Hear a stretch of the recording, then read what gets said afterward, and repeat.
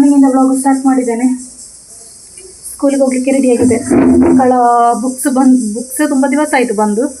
ನನಗೆ ಇಲ್ಲಿಗೆ ಹೋಗ್ಲಿಕ್ಕೆ ಆಯಿತು, ಫಂಕ್ಷನ್ ಅದು ಇದು ಅಂತ ಸ್ಕೂಲಿಗೆ ಹೋಗ್ಲಿಕ್ಕೆ ಆಗಲಿಲ್ಲ. ನನಗೆ ಇವತ್ತು ಬುಕ್ಸ್ ತರಲಿಕ್ಕೆ ಅಂತ ಹೋಗ್ತಾ ಇದ್ದೇನೆ.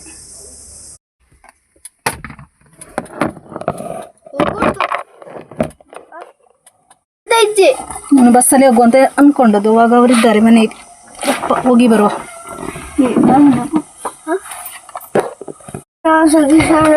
ಬುಕ್ಸ್ ತರಲಿಕ್ಕೆ ತುಂಬ ದಿನದಿಂದ ಮೆಸೇಜ್ ಮಾಡ್ತಾ ಇದ್ದಾರೆ. ಮೆಸೇಜ್ ಮಾಡ್ತಾ ಇದ್ರು, ನಾವು ಹೋಗ್ಲಿಲ್ಲ ಅಲ್ಲ ಖುಷಿ. ಬೀಗ ನೆಟ್ಟುಂಡಿಯಾ ಉಂಡಾ?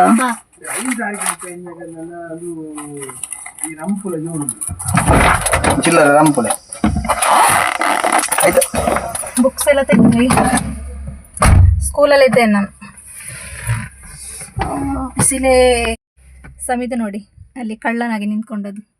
ಟೀಚರ್ಸ್ನ ಎದುರು ನಿಲ್ಲಲಿಕ್ಕೆ ಎದುರಿಗಾಗ್ತದೆ. ಅಲ್ಲಿ ಒಳಗಡೆ HM ಇದ್ದಾರೆ ನೋಡಿ.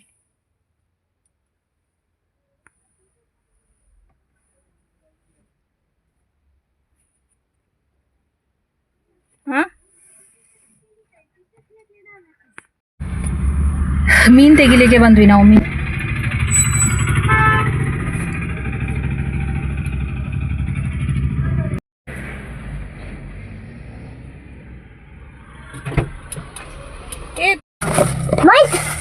ಸಹಿಸ್ಲಿಕ್ಕೆ ಆಗುತ್ತಿಲ್ಲ.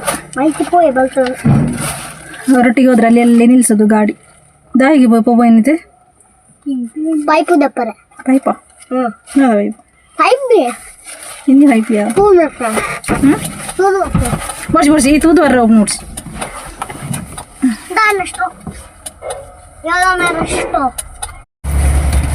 ಜ್ಯೂಸ್ ಕೊರು ಮಾರೈತಿಯಾರ. ನಾವು ಬಾಯಾರಿಕೆ ಆಗುವಾಗ ಈ ಥರ ಜ್ಯೂಸ್ ಎಲ್ಲ ತೆಗಿತೇವೆ ಅಲ್ವಾ.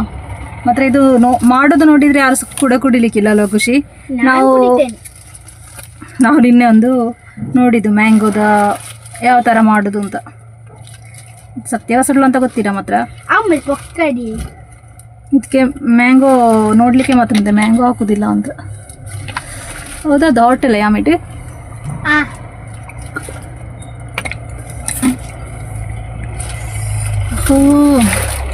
ನಾನು ಇದೊಂದು ರಿಂಗ್ ಉಂಟಲ್ವಾ, ಚೇಂಜ್ ಮಾಡಿ ಹೊಸ್ತು ತೆಗ್ದದ್ದು.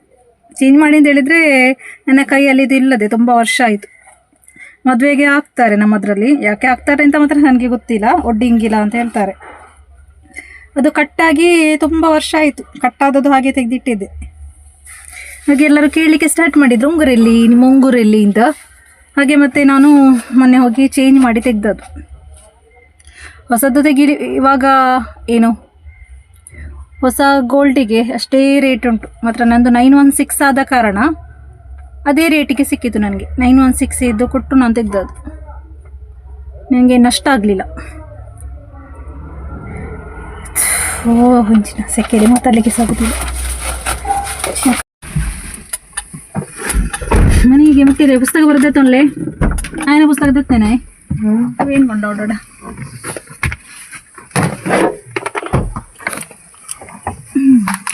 ನೋಡೇ ಬೂರ್ನೆ ನೆನೆ ಟ್ರಿಪ್ಪ ಖುಷಿ. ಟ್ರಿಪ್ ಆಯ್ನ ಪುಸ್ತಕನ ಕೊಂಡಾಯನ ಬಚ್ಚ ಪುಸ್ತಕ. ಬೆಳಿಗ್ಗೆ ನಾನು ಬ್ರೇಕ್ಫಾಸ್ಟ್ ಇವತ್ತು ಚಪಾತಿ ಮಾಡಿಟ್ಟು ಹೋಗಿದ್ದೆ. ನಾನು ತಿನ್ನಲಿಲ್ಲ, ಯಾರು ಕೂಡ ತಿನ್ನಲಿಲ್ಲ. ಹಾಗೆ ಇವಾಗ ತಿಂತಾ ಇದ್ದೇವೆ ನಾವು.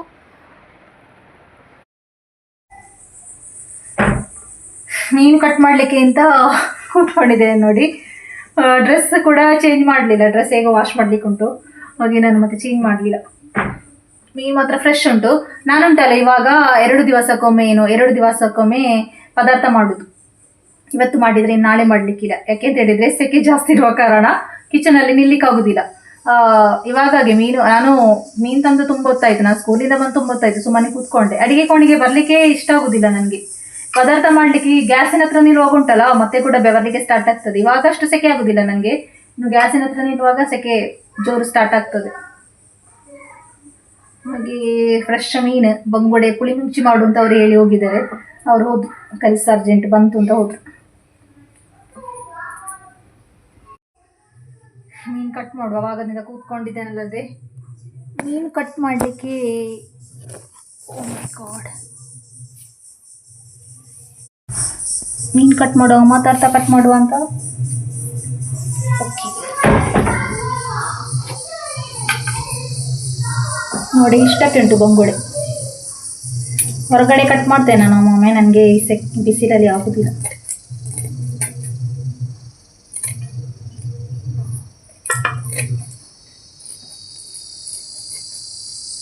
ಇವಾಗ ಏನು ಕತ್ರಿಯಲ್ಲಿ ಕಟ್ ಮಾಡಿ ಉಂಟಲ್ವಾ, ನನಗೆ ಕತ್ತಿಯಲ್ಲಿ ಕಟ್ ಮಾಡ್ಲಿಕ್ಕೆ ಆಗೋದೇ ಇಲ್ಲ, ಅದರಲ್ಲಿ ಅಭ್ಯಾಸ ಆಗಿ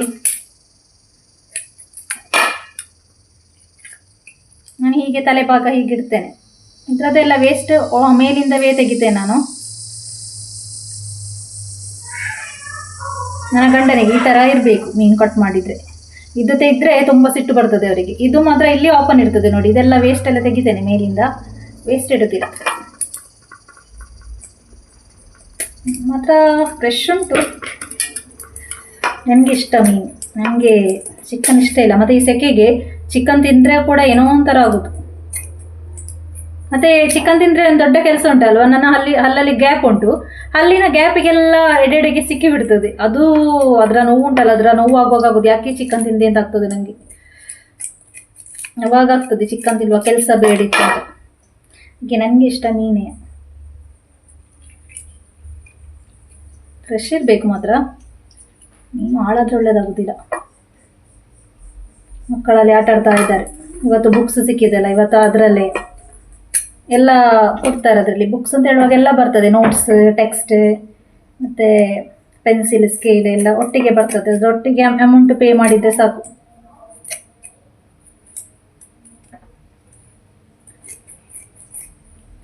HM ಮಾತ್ರ ತುಂಬ ಒಳ್ಳೆಯದಿದ್ದಾರೆ ಅಲ್ಲಿದ್ದು. ಖುಷಿ, ನಾನದು ವಿಡಿಯೋ ಕಟ್ ಮಾಡಲಿಕ್ಕೆ ಹೇಳ್ತೇನೆ ನನ್ನ ಕೈಯಲ್ಲಿ. ಖುಷಿ ಖುಷಿ ಇಂಜಿ ಬಲ ಇಪ್ಪು ಆ ವಿಡಿಯೋ ಕಟ್ ಮಾಡ್ಲಪ್ಪ. ಈಗ ದಾದಾ ಮಂದು ಹೋಯ್ತಾರೆ ಬುಕ್ಕನ್ ಪೂರ ಲಗಡಿತ್ತಾರ. ನಾನು ಸ್ವಲ್ಪ ಫ್ರೈ ಮಾಡೋ, ಸ್ವಲ್ಪ ಪುಳಿ ಮುಂಚಿ ಮಾಡುವ ಅಂತ ಆಯಿತು. ನಾನು ಮನೆಯಲ್ಲೇ ಏನು ರೆಡಿ ಮಾಡಿದ್ದೆ ಮಸಾಲೆ, ಮೆಣಸಿನ ಪೌಡ್ರು, ಕಾರ್ನ್ಫ್ಲವರ್ ಪೌಡ್ರ್, ಸ್ವಲ್ಪ ಹುಳಿ ನೀರು, ಆಮೇಲೆ ಉಪ್ಪು, ಅರಿಶಿನ ಪೌಡ್ರ್ ಇಷ್ಟು ಹಾಕಿ ಒಳ್ಳೆಯದಾಗ್ತದೆ ಬಂಗುಡೆಗೆ. ಒಮ್ಮೊಮ್ಮೆ ಮಸಾಲ ತರ್ತೇನೆ, ಮಸಾಲ ತಂದರೂ ಕೂಡ ಮನಸ್ಸಿಗೊಂಥರ ಸಮಾಧಾನ ಇರೋದಿಲ್ಲ ನನಗೆ. ಕೆಮಿಕಲ್ ಇರ್ಬೋದಾ ಹಾಗೆ ಹೀಗೆ ಆಗ್ತಾ ಇರ್ತದೆ ನನಗೆ.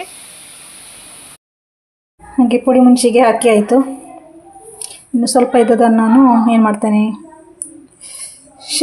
ಸಾರಿ ಇದು ಪುಳಿ ಮುಂಚೆ ಅಲ್ಲ, ತಲೆಯಲ್ಲಿ ನೋಡ್ತಾ ಇತ್ತು. ಇದು ಫ್ರೈಗೆ ಹಾಕಿದೆ, ಇನ್ನು ಪುಳಿ ಮುಂಚಿ ಮಾಡಬೇಕಷ್ಟೆ. ಸ್ವಲ್ಪ ನಾನು ಪುಳಿ ಮುಂಚಿ ಮಾಡ್ತೇನೆ. ಬಂಗುಡೆ ಪುಳಿ ಮುಂಚಿ ರೆಡಿ ಆಗ್ತಾ ಉಂಟು.